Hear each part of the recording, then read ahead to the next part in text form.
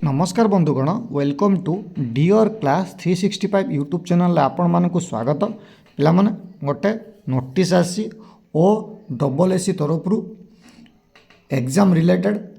Exam date declare होगा आपंकर जोटा कि +2 लेवल थिला तार एग्जाम डेट डिक्लेयर होती कौन से डिक्लेयर होती कौन तार केबे एग्जाम हम आउ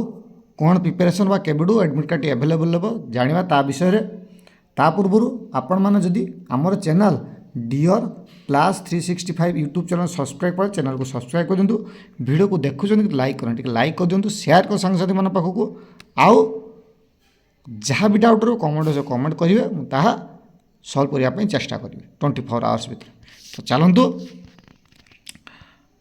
देखा कौन देखिपारे कालिका डेट आपंकर आसी जे notice regarding conduct of preliminary examination for combined requirement examination for junior stenographer and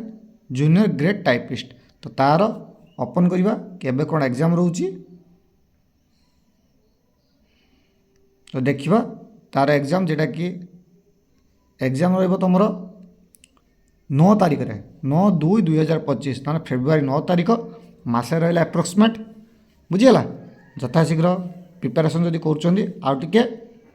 जल्दी करूँ आउ स्पीड करूँ आउ सठिक करूँ संडे रे एग्जाम हम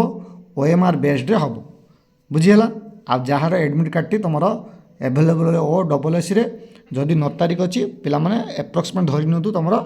1 तारिख बेलू आसी जाइथिबो एडमिट कार्ड टी लिंक तापर आपण निज निजर एडमिट कार्ड टी डाउनलोड कर पारिबे। तो ये थिला नोटिस टी